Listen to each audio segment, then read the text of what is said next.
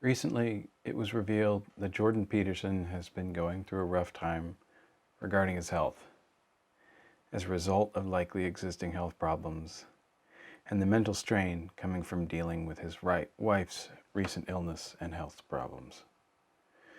This led to him being prescribed benzodiazepines, which resulted in a physical dependency, which came to light as he attempted to get off of medication cold turkey. He ended up suffering severe withdrawal symptoms, leading to expansively worse health complications, including, but not limited to, extreme anxiety, suicidal thoughts, and having to travel to Russia for specialized treatment, and him being put into an induced coma. He is currently recovering, but may have suffered neurological damage, possibly of a permanent nature. According to his family, he almost died several times during this ordeal, which I am all but certain affected his family and friends. Tragic, of course, would be how most people would describe the situation, at least those of us who still possess our human compassion and empathy for others. But that is not the case for everyone. There have been a number of calls for compassion and empathy from many people in the realm of political discussion to show empathy and support for Jordan. This is invaluable and important for Jordan and his family to hear.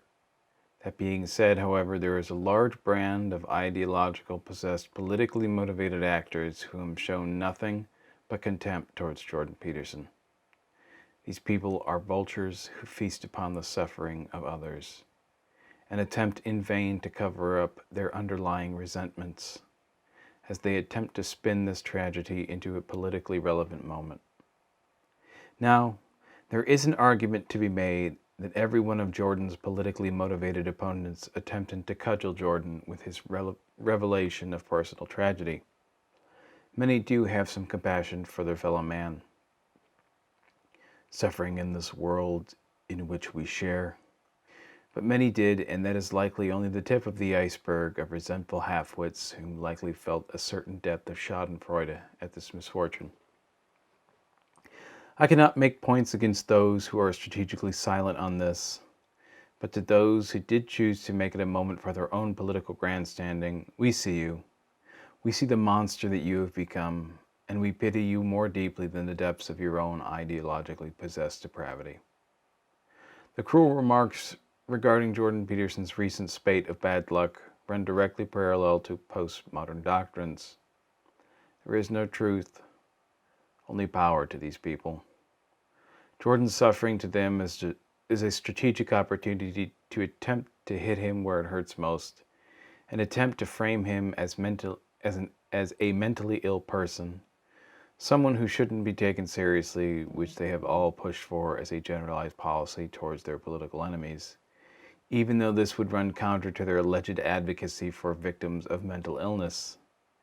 Therein the first contradiction is revealed. They will of course attempt to rationalize it as different, or that somehow or another Jordan deserves such treatment. The truth is that they don't even perceive Jordan as a human being, but rather an obstacle to be overcome. No matter what the cost, no matter what level of cruelty is required. But they are cowardly. They will not directly engage. They will instead try to reprocess truth until it becomes something it isn't. They will twist reality to fit whatever serves their collective political interest. Their cynicism is revealed in their action as some form of karmic comeuppance. Being possessed by ideology so strongly, they will inevitably resort to internal justifications in order to smooth over the open-air negativity they express, perhaps even resorting to some sort of notion of the greater good, contradicting their alleged support for justice and peace by engaging in unjustified viciousness. These people are virtually unconscious, possessed by something both inhuman and inhumane. And if that isn't clear enough logically, then just observe how they act in the world. It is revelatory. Millions of people of all ages, cultures, classes, backgrounds, ability have been influenced by Jordan Peterson in a very positive way. For some, it has been entirely life-changing. Many a young man active in today's economy have been uplifted from their mother's basements and into the real world, contributing now more fully than ever before to the slow, dragging struggle of human emancipation from the sufferings of being. Where before they were eating away their youth in vacuous, empty pursuits of pleasure and fantasy. The idea of self-empowerment of the individual against the churning masses of unconscious collective pathology should always be seen as positive development, and most people do truly understand this is to be a benefit to all. There are those of whom who are deeply jealous, resentful, and hate themselves, and the comparison of themselves to others who they perceive as doing better than them, as if the success of others was some sort of automatic balancing out that would justify their own failures. Most failures are failures of the self, of self-empowerment or self-realization. It is true that other people might cruelly crush you. Society can mash you up and spit you out and stomp on your writhing spirit. But most people fail because they choose to fail, or simply know nothing outside of failure, which is a true all-destroyer.